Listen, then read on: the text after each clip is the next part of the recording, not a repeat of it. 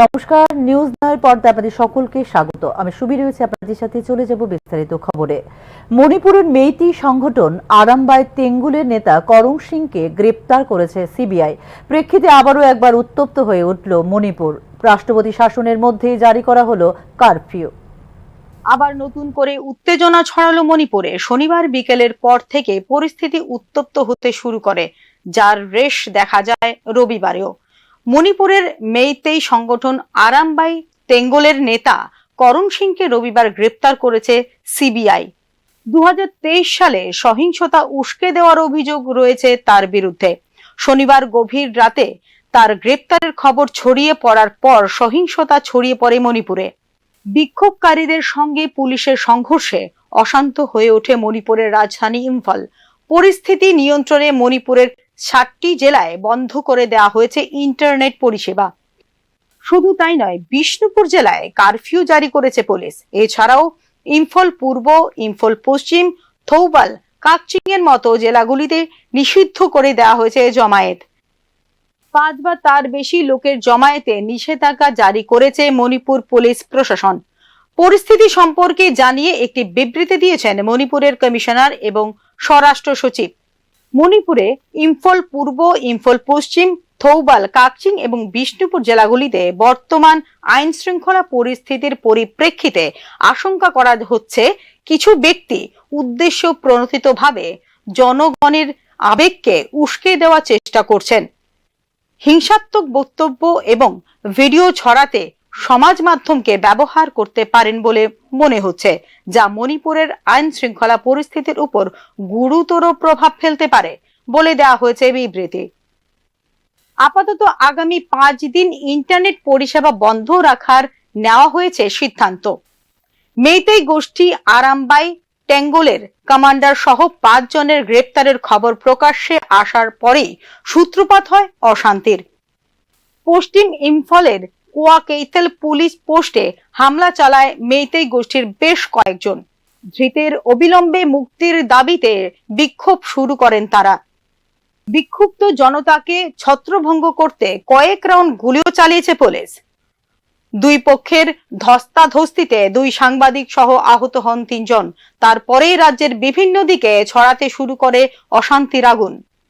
মাথায় পেট্রোল ঢেলে আত্মহত্যার হুমকিও দিতে দেখা যায় কয়েকজন বিক্ষোভকারীকে। গত 3রা মে 2023 থেকে মণিপুরে হিংসার ঘটনা ঘটেছে বারবার। মেইতেই এবং কুকি জাতির সশস্ত্র গোষ্ঠীগুলির মধ্যে সংঘর্ষে প্রাণ হারিয়েছেন অনেক। গত 2 বছরে মণিপুরে গোষ্ঠী হিংসায় 260 জনের বেশি মানুষ নিহত হন এবং বাস্তুচ্যুত হয়েছেন প্রায় 50,000। এই আবহেই মুখ্যমন্ত্রীর পদ থেকে ইস্তফা দেন বীরেন সিং। বর্তমানে মণিপুরে জারি রয়েছে রাষ্ট্রপতি শাসন। তবে নতুন করে সরকার গড়তে চেয়ে উদ্যোগী হয়েছে বিজেপি। তবে এখনো পর্যন্ত নেওয়া হয়নি চূড়ান্ত কোনো সিদ্ধান্ত। কিন্তু তার মধ্যেই আবার অশান্ত হয়ে উঠল মণিপুর। ব্যুরো রিপোর্ট, নিউজ নাও।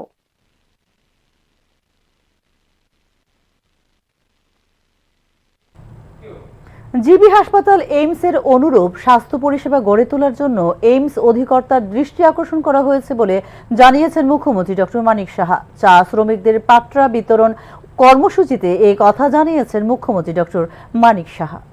এইমসের আদলে জিবি হাসপাতালের পরিষেবা উন্নতিকরণের জন্য রাজ্য সফররত all India institute of medical সায়েন্সের অধিকর্তার দৃষ্টি আকর্ষণ করা হয়েছে বলে রবিবার চা শ্রমিকদের পাট্টা বিতরণ কর্মসূচিতে জানিয়েছেন মুখ্যমন্ত্রী ডক্টর মানিক সাহা।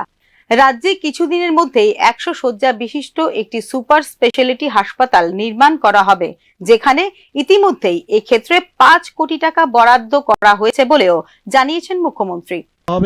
এবং স্বাস্থ্যের যদি প্রশ্ন আপনারা করেন, গতকালও আমার কাছে আমি ওখানকার যে এইমসের যিনি ডাইরেক্টর ছিলেন ওনার সাথে আমি কথা বলেছিলাম। ওনাকে বলেছিলাম আপনারা আসুন এখানে ত্রিপুরাতে, আমাদের এখানে সব আছে, কিন্তু প্রপারলি সেটাকে যাতে ডিসিপ্লিন করা যায়। তো উনি 3-4 জনের টিম নিয়ে গতকাল এসছেন। গতকাল আমার সাথে কথা বলেছেন এবং গতকাল জিবি হসপিটালে ওনারা গিয়েছেন, আগরতলা গভর্নমেন্ট মেডিকেল কলেজে, এবং আগামীকাল পর্যন্ত ওনারা থাকবেন।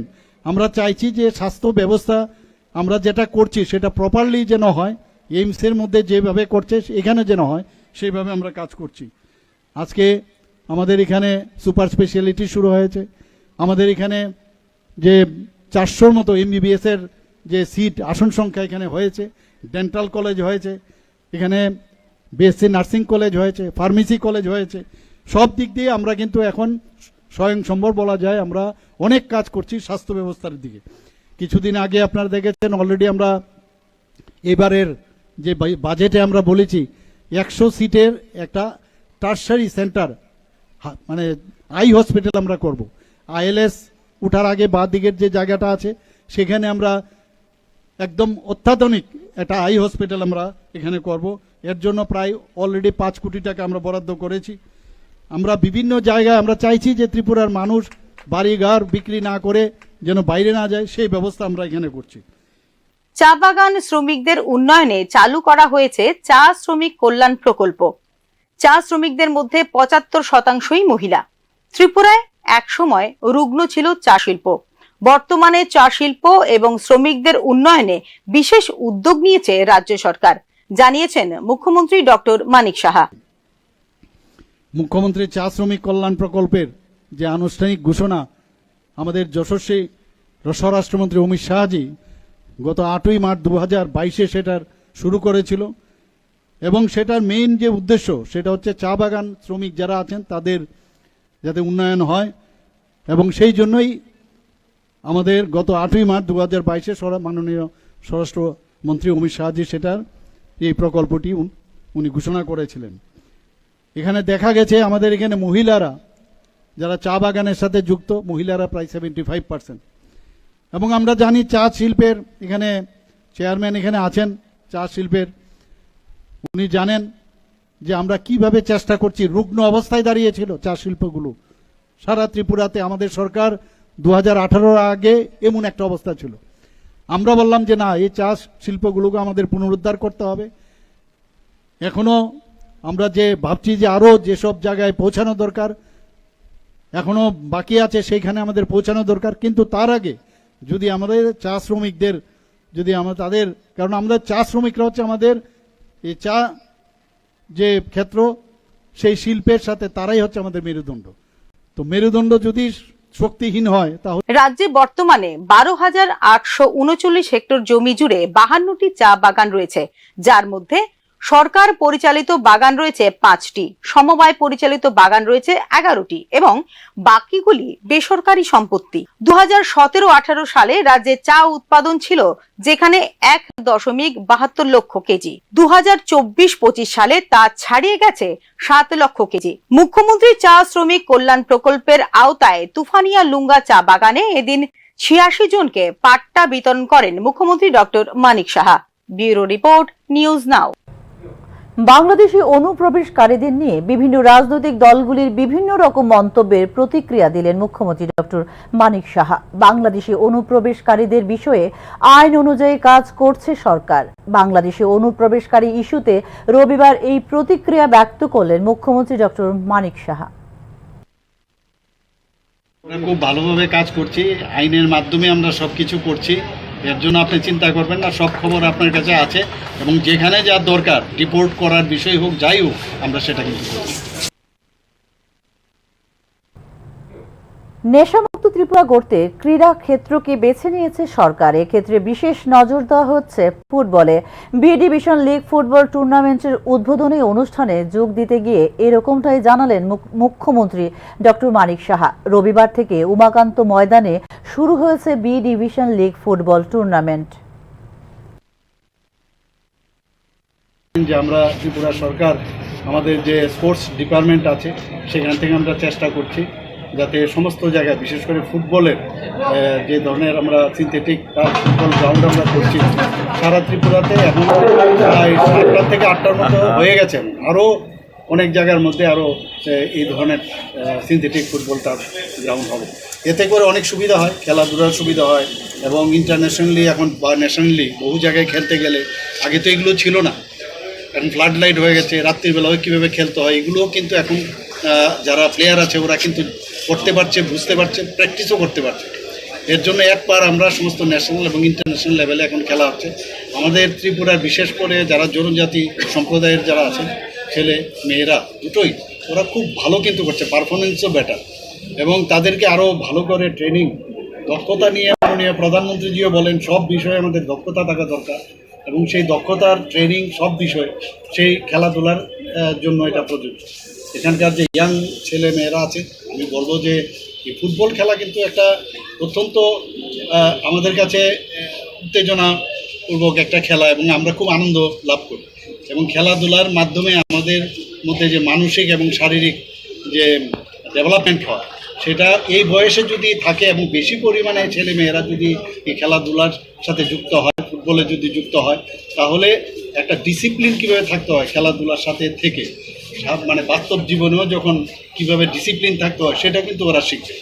এবং যে আমাদের সবাই জানেন যে আমরা বারবার বলছি যে ত্রিপুরাতে কোনো অবস্থায় আমরা মানে ত্রিপুরা ড্রাগ মুক্ত ত্রিপুরা আমরা চাইছি।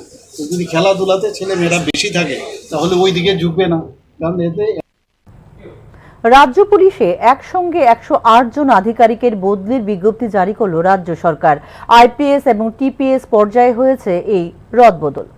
ত্রিপুরা নতুন পুলিশ মহানির্দেশক অনুরাগ ধ্যানকরের দায়িত্ব গ্রহণের 22 দিনের মধ্যে ত্রিপুরা পুলিশের বিভিন্ন শাখায় এক বড় প্রশাসনিক রদবদলের মাধ্যমে আইপিএস, টিপিএস গ্রেড 1 এবং গ্রেড 2 কর্মকর্তা সহ মোট 108 জন ঊর্ধ্বতন পুলিশ কর্মকর্তাকে বদলি ও পদোন্নতি করা হয়েছে।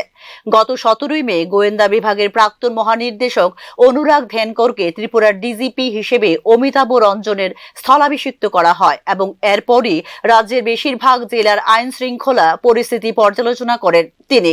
এবার প্রশাসনিক কাঠামো পুনর্বিন্যাসের লক্ষ্যে পুলিশ আধিকারিক পর্যায়ে একটি বড় ধরনের রদবদলের আদেশ জারি করা হয়েছে, যা সাম্প্রতিক সময়ের মধ্যে সবচেয়ে বড় রদবদল বলে মনে করছেন তথ্যভিজ্ঞ মহল। বিজ্ঞপ্তি অনুসারে তৃতীয়, ষষ্ঠ, অষ্টম, দ্বাদশ, ত্রয়োদশ এবং পঞ্চদশ টিএসআর ব্যাটালিয়নের তত্ত্বাবধানের জন্য ডিআইজি হিসেবে অতিরিক্ত দায়িত্ব দেওয়া হয়েছে বর্তমান ডিআইজি আইপিএস নর্দার্ন রেঞ্জ রতি রঞ্জন দেবনাথকে। উত্তর ত্রিপুরা জেলার সহকারী পুলিশ সুপার, যিনি পশ্চিম ত্রিপুরা জেলার সাথে সংযুক্ত দেশাই ঋষিকেশ জয় সিংকে বদলি করা হয়েছে গুমতি জেলার অতিরিক্ত পুলিশ সুপার হিসেবে। টিএসআর ব্যাটালিয়নের কিছু এসপি, কমান্ডেন্ট, কিছু অতিরিক্ত এসপি, সহকারী কমান্ডেন্ট সহ মোট 35 জন টিসিএস গ্রেড 1 অফিসারকে বদলি করেছে রাজ্য আরক্ষা প্রশাসন। পাশাপাশি কিছু ডেপুটি এসপি পদমর্যাদার আধিকারিককে অতিরিক্ত এসপি পদমর্যাদার কর্মকর্তা হিসেবে দেওয়া হয়েছে পদোন্নতি। তালিকার 71 জন টিপিএস গ্রেড 2 অফিসারের নামও যুক্ত রয়েছে, যাদের বিভিন্ন জেলা টিএসআর ব্যাটালিয়ন এবং ত্রিপুরা পুলিশের অন্যান্য ইউনিটে বদলি করা হয়েছে। মহানির্দেশক বদলের পরপরই রাজ্য পুলিশের এই ব্যাপক রদবদল যথেষ্ট তাৎপর্যপূর্ণ বলেই মনে করছেন প্রশাসনের একাংশ মহল। আইন শৃঙ্খলা রক্ষার পাশাপাশি বিশেষ করে নেশা মুক্ত ত্রিপুরা গড়ার ক্ষেত্রে রাজ্য পুলিশ এবং গোয়েন্দা বিভাগকে আরও সক্রিয় হবার জন্য ইতিমধ্যেই বার্তা দিয়েছেন সংশ্লিষ্ট দপ্তর তথা রাজ্যের মুখ্যমন্ত্রী। ব্যুরো রিপোর্ট, নিউজ নাও। রাজধানীর মহিলা মহাবিদ্যালয়কে বিশ্ববিদ্যালয়ে উন্নীতকরণের অনুমোদন দিয়েছে কেন্দ্রীয় সরকার। এক্ষেত্রে টিআইটি আগরতলা হবে কারিগরি বিশ্ববিদ্যালয়। আগরতলার ওমেন্স কলেজকে মহিলা বিশ্ববিদ্যালয়ে উন্নত করার সিদ্ধান্ত নিয়েছে রাজ্য সরকার। শুধু তাই নয়, রাজ্য সরকারের এই সিদ্ধান্তে শিলমোহরও প্রদান করেছে কেন্দ্রীয় সরকার। এর সাথে আরেকটি ইঞ্জিনিয়ারিং বিশ্ববিদ্যালয়ও হবে রাজ্যে। নরসিংগড়ের টিআইটি আগরতলাকে উন্নীতকরণের মাধ্যমে হবে এই কারিগরি বিশ্ববিদ্যালয়টি। এক্ষেত্রেও টিআইটি আগরতলাকে ভিত্তি করে টেকনিক্যাল সিদ্ধান্তে অনুমতি দিয়েছে কেন্দ্রীয় সরকার, অর্থাৎ রাজ্যে আরো 2টি সরকারি বিশ্ববিদ্যালয় গড়ার অনুমতি দিল কেন্দ্রীয় সরকার। শুধু তাই নয়, 2টি সরকারি বিশ্ববিদ্যালয়ের জন্য আর্থিক অনুদানও প্রদান করছে মানব সম্পদ উন্নয়ন মন্ত্রক তথা শিক্ষা মন্ত্রক।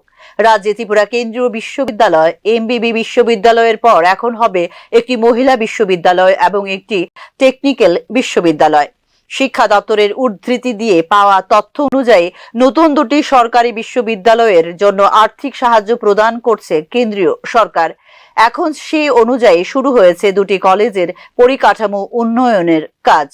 কেন্দ্রীয় শিক্ষা মন্ত্রকের নির্দেশ অনুযায়ী দুটি বিশ্ববিদ্যালয়ে আগামী শিক্ষাবর্ষ থেকে শুরু হবে মাস্টার ডিগ্রি কোর্সে পঠন পাঠন। নতুন দুটি বিশ্ববিদ্যালয়ের জন্য assistant professor, associate professor, professor registrar, উপাচার্য নিয়োগের সিদ্ধান্ত নিয়েছে রাজ্য সরকার। নতুন দুটি বিশ্ববিদ্যালয় সূচনার ফলে একদিকে রাজ্যের নেট, স্লেট, পিএইচডি উত্তীর্ণ বেকারের অ্যাসিস্ট্যান্ট প্রফেসর পদে চাকুরি হবে, অন্যদিকে যারা সাধারণ ডিগ্রি কলেজ এবং টেকনিক্যাল কলেজে দীর্ঘদিন ধরে অ্যাসোসিয়েট প্রফেসর পদে চাকুরি করছেন তাদের হবে প্রফেসর পদে চাকুরির সুযোগ। এমনকি রাজ্যের ছাত্রছাত্রীদের উচ্চশিক্ষা গ্রহণেরও বাড়বে সুযোগ। যেহেতু দুটি সরকারি বিশ্ববিদ্যালয়, তাই কোর্স হবে অনেক কম। শুধু তাই নয়, দুটি বিশ্ববিদ্যালয়কে ভিত্তি করে হোস্টেল নির্মাণেরও সিদ্ধান্ত নিয়েছে রাজ্য সরকার। গ্রাম, পাহাড়, জেলা ও মহকুমার ছাত্রছাত্রীদের উচ্চশিক্ষার সুযোগ দেওয়া হবে হোস্টেল স্থাপনের মধ্য দিয়ে। রাজ্যের প্রথম মহিলা বিশ্ববিদ্যালয়ে প্রথম ধাপে মাস্টার ডিগ্রি কোর্স চালু হবে কলা, বাণিজ্য, বিজ্ঞান বিভাগে। এরপর ধাপে ধাপে শুরু হবে BBA, BCA, LLB, LLM, integrated master degree, MBA, MCA, tourism study, library science পঠন পাঠন, এমনকি পিএইচডি কোর্সও চালু হবে নতুন দুটি সরকারি বিশ্ববিদ্যালয়ে। এদিকে জাতীয় শিক্ষানীতি অনুযায়ী রাজ্যেও দুটি সরকারি শিক্ষা প্রতিষ্ঠানকে মাল্টিডিসিপ্লিনারি মোডে উন্নীত করা হয়েছে। এই সিদ্ধান্ত মোতাবেক রাজধানীর কুঞ্জবনের ইনস্টিটিউট অব অ্যাডভান্স স্টাডিজে মেজর বিষয়ে স্নাতক কোর্স চালু হয়েছে ইংরেজিতে। কুমারঘাটের কলেজ অব টিচার এডুকেশনে মেজর সাবজেক্টে এডুকেশন এবং পলিটিক্যাল সায়েন্সে চালু হয়েছে স্নাতক ডিগ্রি কোর্স। এমনকি সাবরুম ইংলিশ মিডিয়াম এইচএস স্কুলে মাইকেল মধুসূদন দত্ত কলেজের বিজ্ঞান বিভাগ হিসেবে ব্যবহারের সিদ্ধান্ত নিয়েছে রাজ্য সরকার। Bureau report, news now. 30 দিনের মধ্যে রাজ্য থেকে বিদেশি, বিশেষ করে বাংলাদেশিদের চিহ্নিত করে এই ক্ষেত্রে কেন্দ্রীয় নির্দেশ অনুযায়ী পদক্ষেপ গ্রহণ করার জন্য সরকারের কাছে দাবি জানালো শরিক আইপিএফটি। সাংবাদিক সম্মেলন করেই এই দাবি জানালো আইপিএফটি। সন্দেহজনক বাংলাদেশি এবং মায়ানমারের বাসিন্দা যারা নিজেদের ভারতের বাসিন্দা বলে দাবি করে, তাদের 30 দিনের মধ্যে নথিপত্র পরীক্ষা করে দেশে পুশব্যাক করতে হবে। কেন্দ্রীয় এই নির্দেশিকা নিয়ে রাজ্য সরকারের ওপর চাপ সৃষ্টি করল শরিক দল আইপিএফটি। রোহিঙ্গা, বাংলাদেশি এবং বিদেশিদের চিহ্নিত করে এক্ষেত্রে কেন্দ্রীয় নির্দেশিকা অনুযায়ী তাদের দেশে ফেরত পাঠানোর জন্য রাজ্য সরকারকে অনুরোধ করল আইপিএফটি। ভারতীয় স্বরাষ্ট্র মন্ত্রকের যে নোটিফিকেশন অনুসারে যে 30 দিনের মধ্যে রোহিঙ্গা, বাংলাদেশি, বিদেশি যারা এখানে বিনা ডকুমেন্টসে যারা রয়েছে তাদেরকে চেক করে পুশব্যাক করার জন্য যে বলা হয়েছিল। তো আমরা এই প্রেস মিটের মাধ্যমে, প্রেস কনফারেন্সের মধ্য দিয়ে মাননীয় Amit Shahji, honourable ministry of home affairs, government of India, ওনাকে ধন্যবাদ জানাই। পাশাপাশি রাজ্য সরকারকে আমরা অনুরোধ জানাই যে ভারত সরকারের যে সিদ্ধান্ত অনুযায়ী, তাদের গাইডলাইন অনুসারে ভারতবর্ষের বিভিন্ন রাজ্যে যে পদক্ষেপ নেওয়া হয়েছে, আমাদের রাজ্যেও তা অতি সত্বর এই নির্দেশ পালিত হোক, আমরা রাজ্য সরকারের কাছেও অনুরোধ রাখছি। তবে নির্ধারিত 30 দিনের মধ্যে এই বিষয়ে আইন নিজের হাতে না তুলে নেবার জন্য দলীয় কর্মসমর্থকদের নির্দেশ দিয়েছে আইপিএফটি। দলীয় কর্মীদের প্রতি আমাদের সেন্ট্রাল টিম পক্ষ থেকে অনুরোধ থাকবে যে কারোর অথবা কোনো দলের প্ররোচনায় পা না দিয়ে আইনকে নিজের হাতে যাতে তুলে না নেই, আমাদের পার্টির আইপিএফটি কর্মীদেরকে আমরা তা সতর্ক করা হয়েছে। কারণ ভারত সরকার এ নিয়ে দেশের রাজ্য সরকারকে নির্দেশ দিয়েছে, কোনো দল বিশেষকে নির্দেশ দেয়নি। কাজেই রাজ্য সরকারে এই বিষয়ে দায়িত্ব নেবেন। ভারত সরকারের নির্দেশ রাজ্য সরকার পালন করতে দায়বদ্ধ। ভারত সরকারের নির্দেশ রাজ্য সরকার পালন করছে কিনা তা নিয়ে ভারত সরকার যাচাই করবে। আইপিএফটি পার্টি সর্বক্ষণ এ বিষয়ে ফলো আপ অথবা নজর রেখে চলেছে। নির্ধারিত সেই 30 দিন অতিক্রান্ত হবার পর রাজ্য সরকারের পদক্ষেপের উপর আমরা পুনরায় রিভিউ করে আমাদের পরবর্তী পদক্ষেপ ঘোষণা করা হবে। সার্বিক বিষয়টি নিয়ে আলোচনা এবং এই ক্ষেত্রে সিদ্ধান্ত নেবার জন্য আগামী 15 জুন 65 সদস্য বিশিষ্ট পূর্ণাঙ্গ কমিটির বৈঠক আহ্বান করেছে আইপিএফটি। উল্লেখ করা যেতে পারে 30 দিনের মধ্যে অবৈধ বাংলাদেশি নাগরিকদের চিহ্নিতকরণের জন্য দেশের সবকটি রাজ্যকে গত 24 মে নির্দেশ দিয়েছিল ভারতের স্বরাষ্ট্র মন্ত্রক। এই বিষয়ে রাজ্য ও কেন্দ্রশাসিত অঞ্চলগুলিকে বিশেষ ক্ষমতা দিয়েছে দিল্লি। একই ক্ষমতা দেওয়া হয়েছে বিএসএফ এবং আসাম রাইফেলসকেও। Bureau report, news now. সামান্য বৃষ্টিতেই ভেঙে পড়ল রেল স্টেশনের বাউন্ডারি ওয়াল। ঘটনা উদয়পুর রেল স্টেশনে। এক্ষেত্রে কোটি কোটি টাকার দুর্নীতির উঠছে অভিযোগ। ত্রিপুরার 3টি প্রধান রেল স্টেশন ধর্মনগর, কুমারঘাট এবং উদয়পুর রেল স্টেশনকে অমৃত ভারত স্টেশন প্রকল্পে আওতায় আনা হয়েছিল 2023 সালে। এই প্রকল্পের মাধ্যমে দেশ জুড়ে 508টি রেল স্টেশনের পুনর্নির্মাণের ভিত্তিপ্রস্তর স্থাপন করেছিলেন প্রধানমন্ত্রী নরেন্দ্র মোদী, যেখানে ব্যয় ধার্য করা হয়েছিল প্রায় 24,470 কোটি টাকা। এবার অমৃত ভারত প্রকল্পে উদয়পুর রেল স্টেশন সংস্কার এবং নির্মাণ কাজ। এক্ষেত্রে বর্তমানে হচ্ছে রেল স্টেশনের বাউন্ডারি ওয়ালের নির্মাণ কাজ। কিন্তু আচমকা উদয়পুর রেল স্টেশনের বাউন্ডারি ওয়ালের নির্মাণ কাজ শেষ না হতে ভেঙে পড়েছে বাউন্ডারি ওয়ালের একাংশ। স্বাভাবিক কারণেই এক্ষেত্রে উঠে আসছে নির্মাণ কাজে কোটি কোটি টাকার দুর্নীতির অভিযোগ। জমিন রেল স্টেশনের পাশে যেটা ভেঙে যেতে পারে, এমন কোনো জলের গতিবেগ তৈরি হয়নি। এটা অনেকটা হাস্যকর ব্যাপার হয়ে গেছে।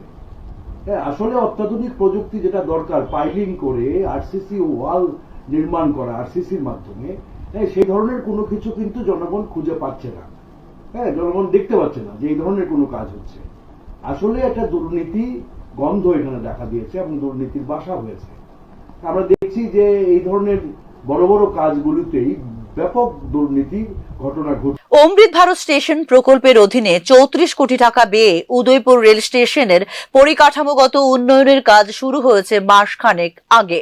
এক্ষেত্রে বর্তমানে চলছে বাউন্ডারি ওয়াল নির্মাণের কাজ। প্রায় প্রতিদিনই দেশ বিদেশের হাজার হাজার মানুষ আসছেন মাতা বাড়িতে। এই ক্ষেত্রে যাত্রী পরিবহনের ক্ষেত্রে গুরুত্বপূর্ণ ভূমিকা নিচ্ছে উদয়পুর রেল স্টেশন।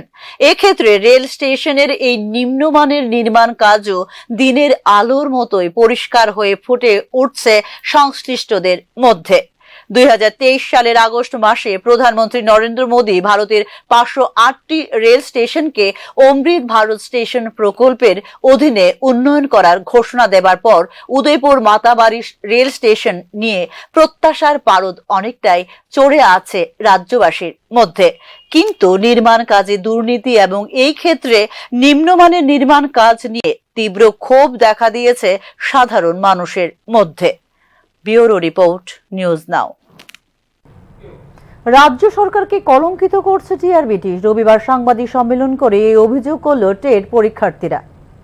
টেট পরীক্ষার প্রশ্নপত্রে একাধিক ভুল এবং বরাবরই গ্রেস মার্ক দিয়ে মেধা তালিকা প্রকাশ করে শিক্ষক নিয়োগ করা হচ্ছে রাজ্যে।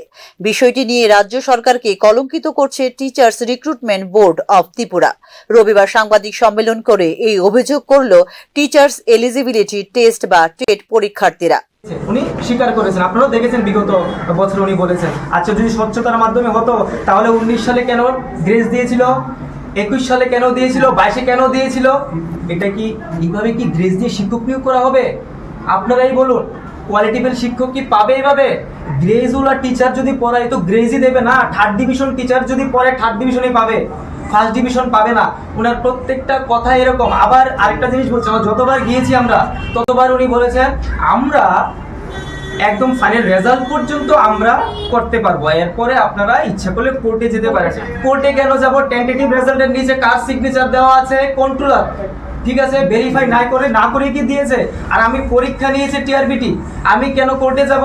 আমি কেন বর্তমান সরকারের বিরুদ্ধে যাব? কেন যাব? টিআরবিটির উপর দায়িত্ব দেওয়া হয়েছে, যাতে যেটা সরকার পারে না সেটা দায়িত্ব দিয়েছে টিআরবিটির উপর। টিআরবিটি যদি এখানে ভুল করে তাহলে এখানে কি করছেন উনি বর্তমান সরকারকে কলঙ্কিত করছেন, আর কিছু না। ফেল করা ছাত্রছাত্রীরা নম্বরের জন্য একের পর এক আন্দোলন করছে বলে যে অভিযোগ তোলা হয়েছে একাংশ মহল থেকে, তারও তীব্র নিন্দা জানিয়েছেন টেট পরীক্ষার্থীরা। ছাত্রছাত্রীরা ন্যায্য নম্বর দাবি করছে বলেও জানিয়েছেন তারা। ফেল করা ছাত্রছাত্রী যদি হতো তো সে তো নিজেই জানছে যে সে ফেল করেছে।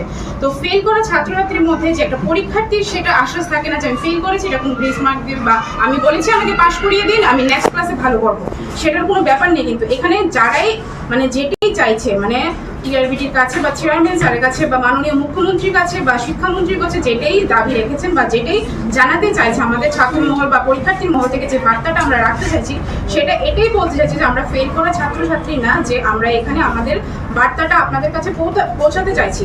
আমরা যতটুকু প্রাপ্ত নাম্বার, ন্যায্য নাম্বার, টেন্টেটিভে ভুল দেওয়া হয়েছে সেই ভুলগুলোর আনসার আমরা পাই, মানে নাম্বারগুলো আমরা পাই।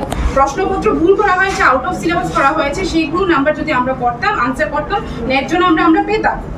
টেন্টেটিভে ভুল ছিল, সেই ন্যায্য নাম্বারগুলো আমরা পাইনি। সেই ন্যায্য নাম্বারগুলোর জন্য, যে স্টুডেন্টদের প্রাপ্ত নাম্বারগুলোর জন্যই স্টুডেন্টরা আজকে এই বার্তাটা আপনাদের কাছে পৌঁছানোর জন্য এই আয়োজনটা করছে। সর্বশেষ টেট 1 এবং টেট 2 পরীক্ষায় কিছু প্রশ্ন সিলেবাস বহির্ভূত ছিল, আবার অনেক প্রশ্নই বানান ভুল ছিল, যা পরীক্ষার্থীদের বিভ্রান্ত করেছে। বিষয়টি নিয়ে বিভিন্ন মহল থেকে প্রশ্ন উঠছে টিআরবিটির উপর। শুধু তাই নয়, বিষয়টি নিয়ে প্রায় প্রতিদিনই ডেপুটেশন দেওয়া হচ্ছে টিআরবিটি চেয়ারম্যানের কাছে। শিক্ষক নিয়োগ প্রক্রিয়া থেকে স্বচ্ছ এবং বিতর্কমুক্ত করতে গিয়ে প্রতিবারই চ্যালেঞ্জের মুখে পড়তে হচ্ছে টিআরবিটি কে। স্বাভাবিক কারণেই এই ক্ষেত্রে বিতর্কের কেন্দ্রবিন্দুতে উঠে এসেছে টিআরবিটি।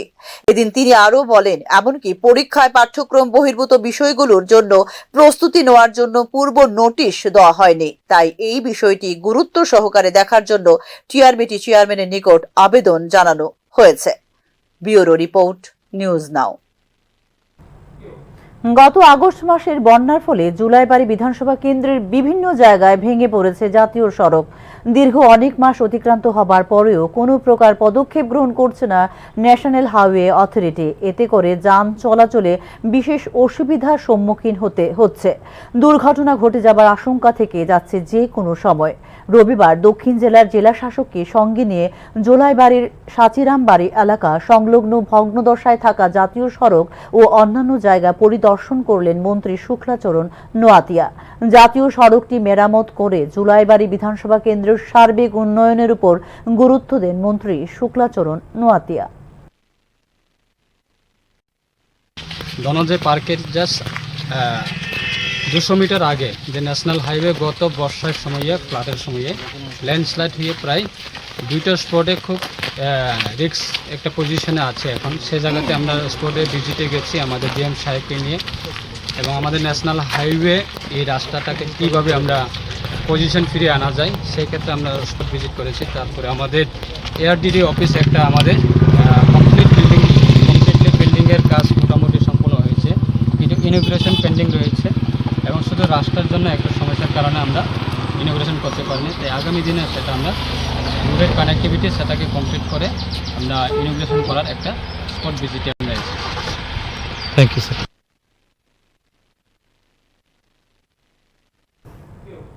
আগামী 9 জুলাই দেশব্যাপী ধর্মঘটের ডাক দিয়েছে দেশের 10টি কেন্দ্রীয় ট্রেড ইউনিয়ন।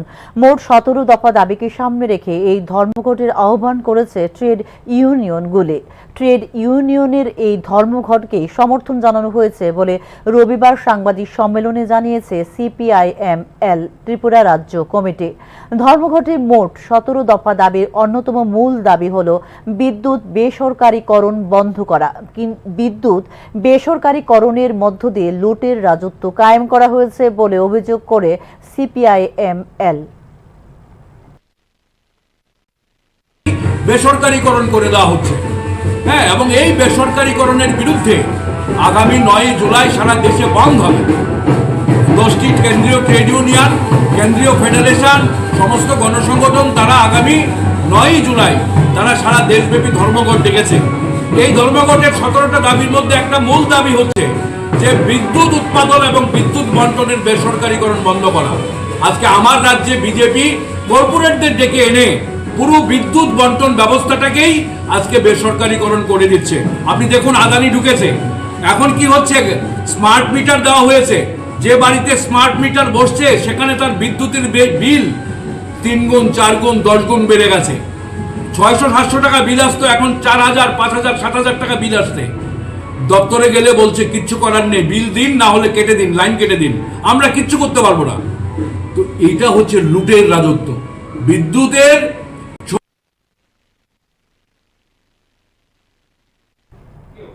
গত 5 জুন রাজধানী শহর সংলগ্ন গোলচক্কর এলাকার একটি বাড়ি থেকে প্রচুর পরিমাণে বেনারসি শাড়ি বাজেয়াপ্ত করে পশ্চিম থানার পুলিশ।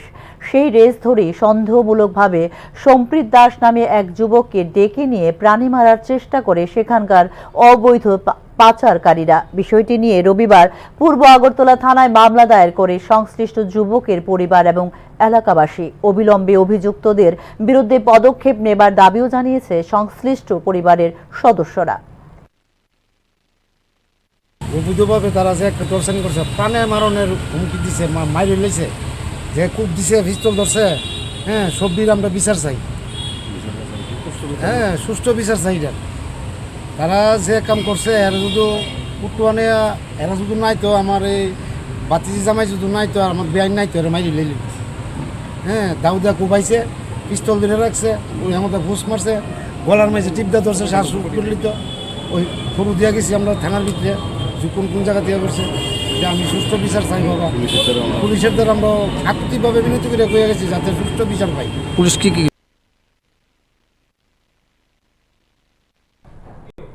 ভারতীয় জনতা পার্টির অঙ্গনওয়াড়ি কর্মীদের জন্য গঠিত একটি শাখা হলো Bharatiya Janata Anganwadi workers and helper cell. অঙ্গনওয়াড়ি কর্মীদের অধিকার, সমস্যা এবং তাদের ভালো কাজের স্বীকৃতি ও সম্মান আদায়ের জন্য কাজ করে ভারতীয় জনতা মজদুর সেল অনুমোদিত এই সংগঠন এক গুরুত্বপূর্ণ সাংগঠনিক সভার মধ্য দিয়ে ভারতীয় Janata Anganwadi workers and helper সেলের মনুঘাট শাখার 31 জনের একটি পূর্ণাঙ্গ কমিটি গঠন করা হয়। রবিবার বৈঠকে উপস্থিত ছিলেন বিজেএমসি রাজ্য সভাপতি রঞ্জিত গোপ সহ সভাপতি রোহিত ভট্টাচার্য এবং সাধারণ সম্পাদক অঞ্জন চক্রবর্তী। বক্তব্য রাখতে গিয়ে অঙ্গনওয়াড়ি কর্মী এবং সহায়িকাদের দাবি দেওয়া নিরসনে বিজেপি সরকার আন্তরিক বলে জানিয়েছেন ভারতীয় জনতা মজদুর সেল সভাপতি রঞ্জিত গোপ। এখনকার মতো সংবাদ এই পর্যন্তই। নমস্কার, শুভরাত্রি।